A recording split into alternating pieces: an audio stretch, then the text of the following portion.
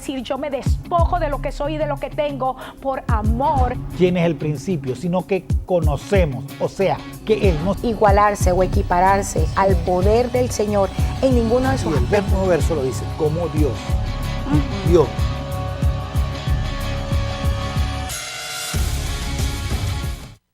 Gracias al Señor nuevamente por el día precioso que nos ha entregado. Me encanta cada vez que recuerdo el pasaje que dice, este es el día que ha hecho el Señor. Por lo tanto, yo decido gozarme en este día. Amén. Así es que yo soy la pastora Corey Gómez de la Iglesia Avance Global y estamos hoy viviendo un tiempo maravilloso porque hemos venido tratando una serie sumamente interesante, el espíritu y el poder de Elías, por los últimos programas y ha sido y está siendo de muchísima bendición, no solamente para ustedes que nos han estado siguiendo, pero también para nosotros que hemos estado compartiendo esta palabra. Y nuevamente el pastor Luis Gómez está conmigo y vamos a seguir tratando este tema en el día de hoy. Gracias por compartir nuevamente con nosotros, Luis. Sí, gracias porque Dios nos ha permitido tener todo este tiempo para compartir juntos y qué bueno que este tema que no solamente está siendo renovador, sino que está impactando nuestras vidas y estamos orando porque haya impactado la vida de muchos de los teleaudientes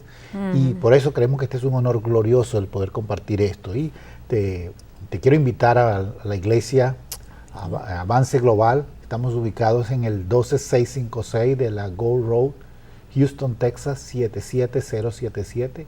También te quiero invitar a visitar nuestra página de internet en el www.globaladvancedchurch.org.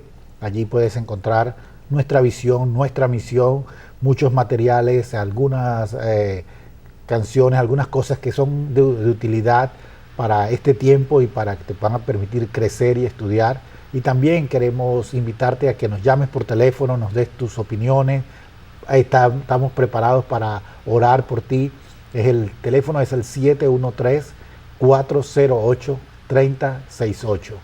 Y bueno, puedes también ser parte de nuestra en Facebook. Allí puedes buscar en Facebook y buscar Global Advanced Church y poner me gusta, like y cualquiera de estas en esta expresión vamos a ser parte y vas a recibir toda la información que como iglesia tenemos. Y con esta creo que es un buen momento para así dar inicio a nuestro tema del día de hoy. Sabes que hablando de dar inicio al tema del día de hoy, el tema de hoy va a estar bien interesante. El día de ayer iniciamos para ver las promesas, estamos tratando justamente un pasaje en el libro de Isaías, qué es lo que hace Dios en el tiempo de la reforma, y para las personas que nos están siguiendo, estamos tratando el pasaje de Isaías 49, 5 al 11.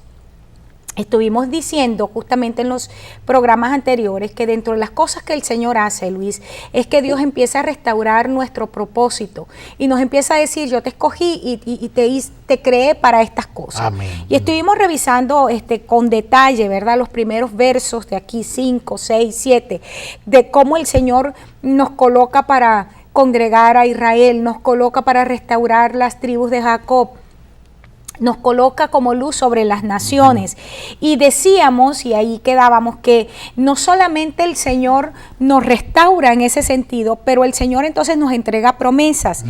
Y estaba meditando un poco sobre esto, porque cuando el apóstol Pedro dice que nosotros tenemos preciosísimas promesas, grandísimas promesas, porque es por las promesas que el Señor nos ha entregado que nosotros empezamos a participar de la naturaleza divina. Ahora, esto es bien interesante porque cómo es que por la promesa la naturaleza divina en nosotros es activada al punto que nosotros entonces somos participantes de eso, de ese aspecto sublime de Dios. O sea, el apóstol Pedro en este sentido es yo diría que radical, diciéndonos esto. Y encontramos aquí, en el libro de Isaías, que tenemos promesas espectaculares para un tiempo de reforma, para un tiempo donde Dios empieza a restaurar a través del Espíritu la unción de Elías. Sí, cuando empezamos a sacar a la gente de las cavernas, de las cárceles, a proclamar el año agradable del Señor, entonces empezamos a ver y a recibir. Primero, ya lo tratamos la en el programa pasado, a recibir asoladas heredades. Recibimos heredades asoladas. Esto es tremendo porque mucha gente ha llegado al punto donde no quiere nada con la iglesia. Ajá, that's right. Y yo quiero decirlo, enfatizarlo bien, con la iglesia. No con la iglesia institucional. La iglesia institucional, y aún cualquier cosa que mencionen con nombre iglesia, andan asustados porque dicen, eso es otro problema más. Dios nos está entregando muchas heredades que están así. Así es. Y han perdido su relación y su contacto con el Señor porque están asolados.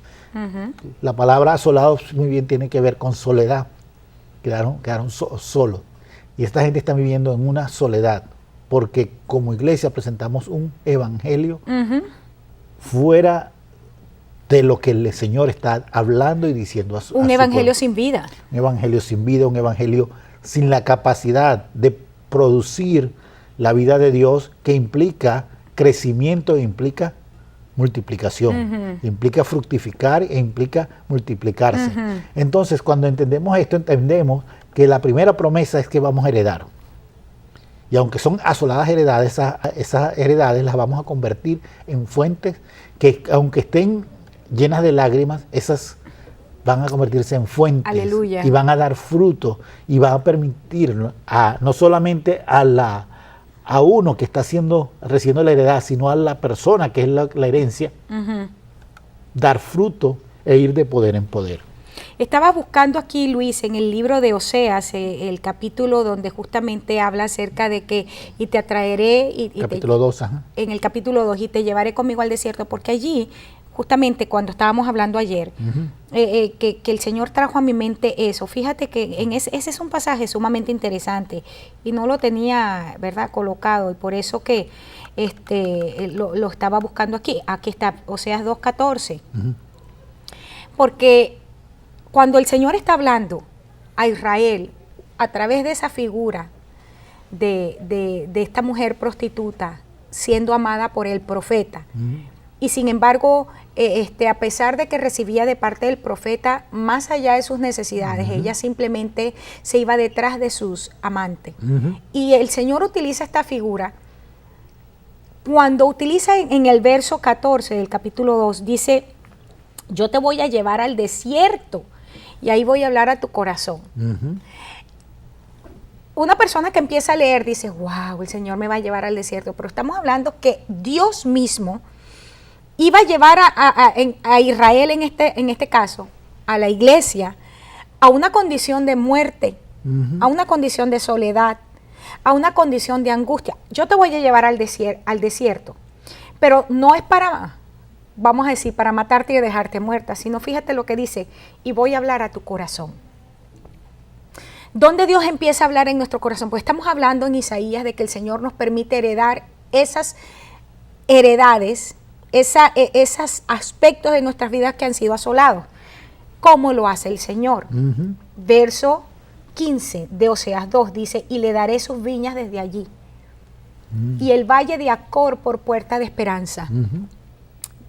¿Qué fue lo que pasó allá con Acor? Pues el valle de Acán, donde Acán trajo la derrota y trajo el quebrantamiento al pueblo de Israel. Quebrantamiento, exactamente. Y dice, ahora, ese lugar donde tuviste derrota en tu vida, donde tuviste destrucción, ahora cuando yo te llevo al desierto, cuando yo empiezo a hablar a tu corazón, cuando yo empiezo a traer un mensaje a tu vida que empieza a transformarte, ese lugar se convierte en el lugar de esperanza. Por eso me gusta, como lo dice aquí a través del profeta, lo que estamos viendo en Isaías, y sigue diciendo, y allí entonces vas a cantar como en los días de tu juventud y como cuando saliste de la tierra de Egipto. Volviendo aquí a Isaías, nos está diciendo que nosotros, una vez que entendemos que hemos sido escogidos desde el principio, desde que estamos en el vientre de nuestra madre, cuando entendemos el propósito para lo cual hemos sido formados, para lo cual hemos sido creados, y que hemos sido colocados como luz para que las naciones de la tierra reconozcan que solamente Jesucristo es el Señor, entonces esas áreas de mi vida, esos valles, esos lugares de desesperación y de confusión, se convierten ahora en lugares de esperanza. Amén. Es Cristo entonces en mí, ahí se cumple lo que dice el apóstol, la esperanza de gloria. Y eso por supuesto me hace cantar como en los tiempos de mi juventud. Por supuesto, y me gusta que estés diciéndolo así, porque me hace reflexionar un poco. Hay mucha gente que está pasando por situaciones muy complejas, que son difíciles, y parece que no hay esperanza. Pareciera que la derrota es tan fuerte que, dice, Señor, yo como que no la hago. Y casi como Elías dicen, Señor, mejor me muero, mejor llévame de una vez porque ya no la voy a hacer.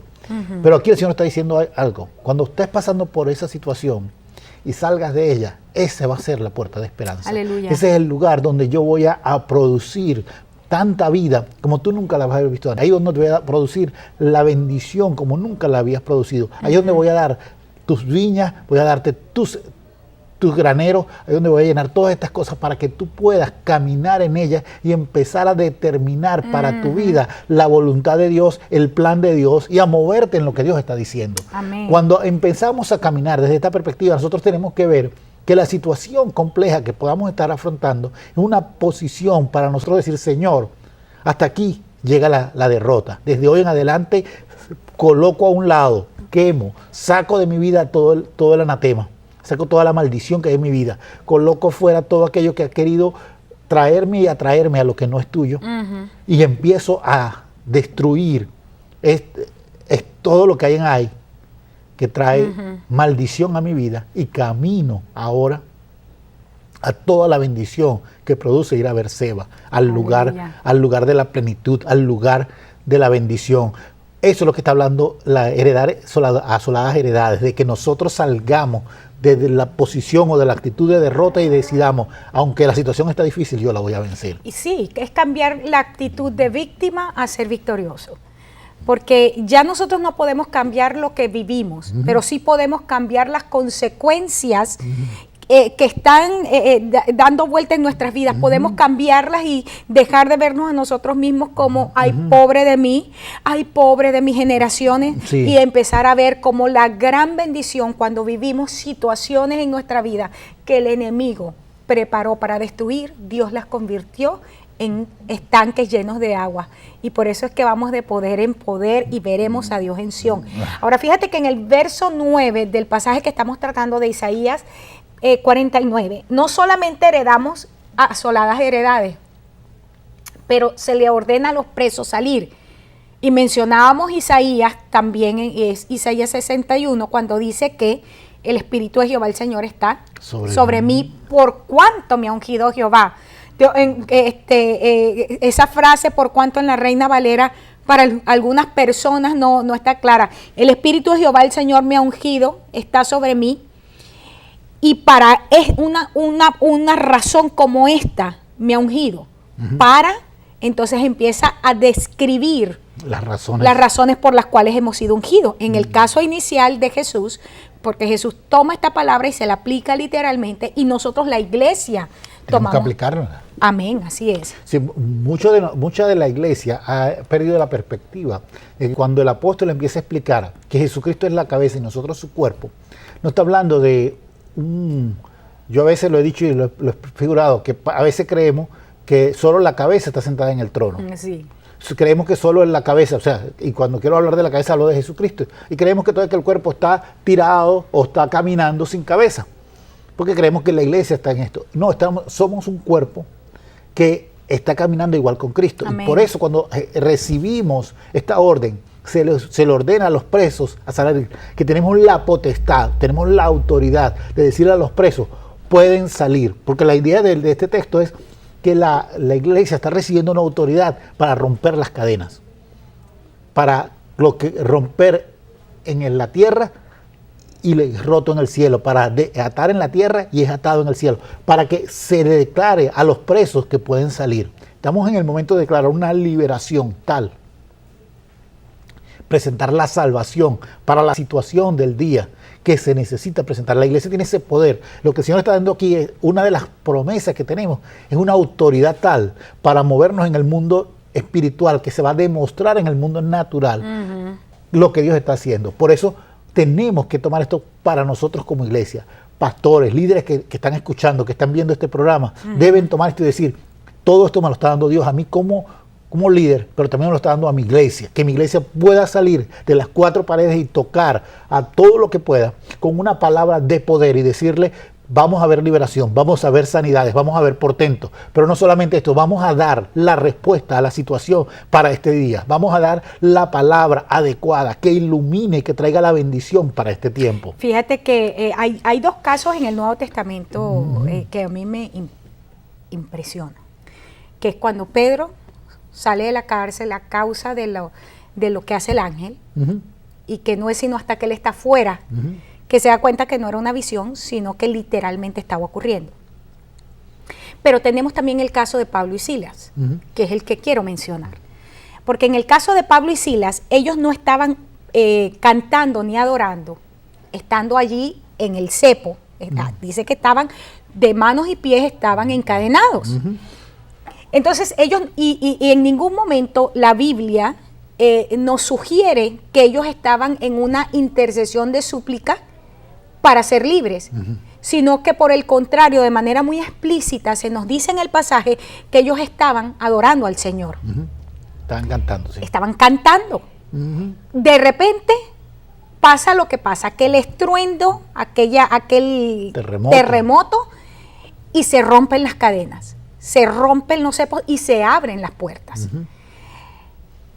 Me impresiona porque a nivel natural humano, quizás tú y yo lo hubiéramos hecho, lo primero que decimos es, wow, está suelto, se abrió la puerta, a correr. Vamos a correr y vamos a escaparnos. Pero mira dónde estaba la confianza absoluta de estos hombres, no solamente de su presente, pero también de su futuro. Pablo es el que escribe, a mí ni la vida ni la muerte me va a apartar del amor del Señor. O sea, Pablo no estaba preocupado ni porque estaba preso, ni porque tenía la posibilidad de morir. A Pablo nada de eso le quitaba el sueño. ¿Por qué quiero mencionar esto? La mayoría de nuestras oraciones son la manifestación audible, visible, de lo que está gobernando nuestra vida. Pablo y Silas miraron un nivel de liberación tan impresionante y no salieron corriendo, porque leyendo el pasaje encontramos que cuando aquel carcelero entra y ve las cosas así se iba a matar, porque dijo, Dios mío, se me escaparon. ¿Y qué dijeron ellos? No toques tu vida, porque aquí estamos todos nosotros. No solamente se quedaron ellos. Mira la palabra de autoridad, la valentía de estos hombres, que retener a aquellos presos y decirle, ustedes no se escapan de aquí. O sea, veamos la dimensión de lo que estamos hablando. Pero Pablo está declarando, lo vemos en las cartas paulinas, nada ni nadie me va a apartar del amor del Señor. Nada de esto, aún la liberación gloriosa que el Señor me trajo de las cadenas en este momento, no me va a hacer correr de mi destino. Si en el plan del Señor está que yo muera en Roma, que era la profecía que le daban, pues muero, gloriosamente entrego mi vida. Y si la voluntad del Señor es que yo no muera, pues me quedo. Y Pablo lo dijo de esta manera, yo no sé qué es mejor. Si irme, o sea, si morirme para irme y estar con el Señor, o si quedarme. Fíjate el gran dilema de Pablo. Para nosotros, ¿cuál es el dilema? Dios mío, ¿será que me provees para apagar la luz? ¿Será que me provees para apagar el agua? El punto que quiero resaltar, cuando el Señor está diciendo aquí, ¿de qué cárcel vamos a salir? Luis, de la cárcel de nuestros temores. Porque tenemos montones de gente caminando, pero que están arrastrando las cadenas. Exactamente. Temor al futuro. Cuando se menciona una enfermedad, yo misma pensaba, creo que era ayer, ¿por qué cuando le dan a uno la noticia de que alguien se muere, automáticamente uno baja la voz? O sea, nosotros hacemos reverencia a lo que el Señor venció, a lo que el Señor destruyó y tiene como nada, porque expuso públicamente, no dice a los principados y a las potestades, los expuso públicamente, y encontramos tanto en el libro de Apocalipsis cuando dice, y este era el que atormentaba a las naciones. Entonces, ser libres, yo creo que hay una revelación de Dios para este tiempo, primero para la iglesia de Cristo, que nos saque a nosotros de la cárcel del legalismo, de la cárcel de la religiosidad, de la cárcel del paradigma donde si me visto así no soy cristiana, no importa que seduzca a los hombres, o no importa si el pastor es un sinvergüenza, si se viste como evangélico, tengámoslos como evangélicos. Es importante que salgamos de esta cárcel en el nombre de Jesús. Sí, ahí la primera cárcel es la cárcel religiosa, que tú lo has planteado ya. La primera cárcel que mucha gente piensa que por religión es que vamos a alcanzar al Señor. No es por religión, es por una real relación de intimidad con el Señor. Jesucristo se lo dijo a María, la hermana de Lázaro y de Marta. Le dijo, una sola cosa hace falta. Bueno, se lo dijo a Marta, y refiriéndose a la actitud de María. Y María ha escogido la buena parte. Si nosotros decidimos y definimos que lo que hay que hacer, lo que hace falta es escuchar a Jesucristo y hacer esto, vamos a hacer las cosas que debemos hacer. Ya tú lo has dicho, aquí hay gente presa, mucha gente presa en la religión, en paradigmas de temor, paradigmas de timidez, paradigmas de inferioridad que necesitan ser quebrantados en el nombre de Jesús y tomar la autoridad que Dios nos está dando para este tiempo. Es el tiempo de, como iglesia, presentar este evangelio de liberación. Aleluya. Que traiga paz, que traiga la autoridad y traiga el soltar el sentido de gobierno que necesitamos en este tiempo. Amén. El siguiente punto que está aquí es que a los que están en tinieblas es mostrarse. Wow. Hay mucha gente que está oscurecida. Yo lo llamo así, hay mucha gente que tiene el complejo de invisibilidad. Oh, sí. Se convierten en hombres invisibles, mujeres invisibles. Y no es solamente por lo que aparecen propagandas por allí, que la gente no se ve porque no tiene la cobertura adecuada, no. Estamos refiriendo a gente que parecía, están en empleo y nadie ve que ellos son los que están haciendo el trabajo. Y todas las promociones, los aumentos se los llevan otros porque están en tinieblas, están invisibilizados. Necesitamos mostrarlo, necesitamos romper esos complejos que han habido sobre mucha gente. Por eso es que la luz de Dios tiene que venir, y la luz tiene que ver con revelación. Cuando esas áreas son reveladas a nuestra vida, entonces definitivamente nos podemos mostrar. Amén. Tal cual somos, no más allá de lo que somos, no es pretendiendo ser más, pero tampoco es pretendiendo ser menos. Cuando Pablo dijo en Romanos, nadie tenga mayor concepto de sí del que debe tener, sino que piense de sí con cordura. Dice, te está diciendo exactamente exacto, eso. Conforme a la medida de fe. Y entonces esto me está hablando a mí de tener un balance, porque está fundamentado en un conocimiento claro de quién soy, para lo que fui creado. Sí, en el mismo Romanos habla de que la hora está cercana, que ya pasó la medianoche, ya pasó todo esto, pero ahora la hora está cercana para salir el nuevo día. Aleluya. Hoy es un tiempo de proclamar y de pregonar, o sea, de hacer los decretos adecuados dentro de la iglesia para que los miembros de la iglesia puedan decretar gubernamentalmente donde ellos están, que es el día de salir de las tinieblas. Amén. Estamos a la alborada de un nuevo día. Estamos viendo el amanecer de un cambio completo en la iglesia de Jesucristo. Amén. Ya la iglesia de Jesucristo no puede seguir siendo la institución que solo tiene planes muy parecidos a los que tienen ciertos grupos o ciertas compañías en el mundo, o grupos humanitarios. Vamos a hacer tales obras sociales, tales trabajos sociales. Hermano, Dios tiene mucho más poder que el hombre. Amén. El hombre no puede seguir haciendo o creyendo hacer la obra de Dios porque tiene un buen programa social. Tenemos que empezar a dar los cambios. Tú lo dijiste con la muerte. Hay gente que está reverenciando la palabra SIDA. Hay gente que reverencia la palabra cáncer. Cuando dice tiene cáncer, casi nos arrodillamos. Cuando decimos tal persona tiene SIDA, casi nos arrodillamos. Es el momento de decir nuestro Dios tiene más poder que eso. Así que, porque Él los venció en la cruz del Calvario y los crucificó allí.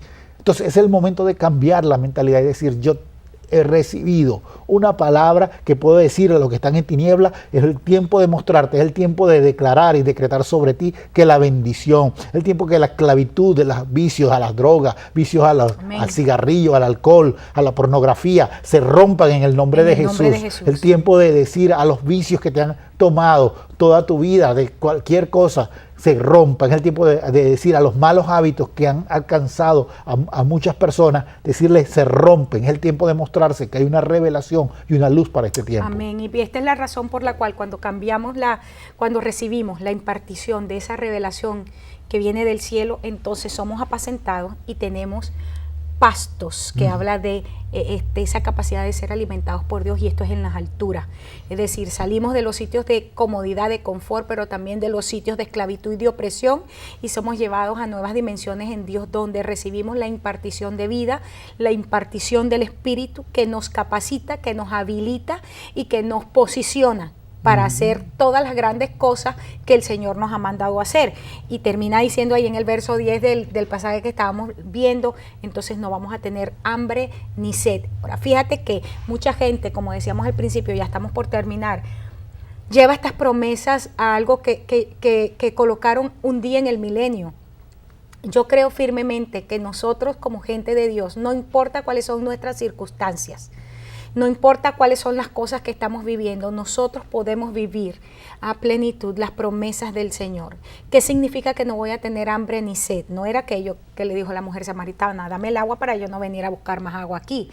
Quiere decir que en Dios todas mis necesidades son suplidas, y no importa lo que suceda, no importa que haya una hambruna, no importa que haya un decreto de muerte, yo sé que para mí el vivir es Cristo y que para mí el morir es ganancia. Y en esa palabra, en esa convicción, yo me siento y estoy suplida, porque mi Dios es más que poderoso para hacer todas las cosas. Wow, vamos a tratar en el próximo programa, Luis, qué significa a plenitud la parte del profeta Elías. Vamos a ver características ahora específicas, porque todos estos 9 programas, 10 programas que hemos tenido han sido simplemente trabajando lo que el Señor quiere hacer. Ahora vamos a entrar específicamente en el personaje y va a estar espectacular. Así es que quiero invitarlos a que no dejen de sintonizarnos. Todavía nos quedan algunos temas interesantes con respecto al personaje de Elías. Estamos estudiando el espíritu y el poder de Elías. Muchas gracias, Luis, porque siempre poder compartir contigo este tipo de palabra nos hace ir más profundo y podemos ministrar al pueblo mejor. Gloria a Dios. Y a cada uno de ustedes en sus hogares. Ahí está nuestro número de teléfono, 713-408-3068. Queremos entrar contigo en oración, en acuerdo de oración, y queremos proclamar sobre todas las cosas que las promesas que el Señor nos ha entregado, que acabamos de ver, son para ti un sí y un amén en Jesucristo.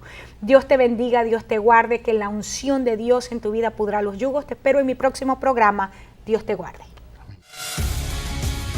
Lucha hasta que veas el propósito de Dios. Es que hemos tenido una relación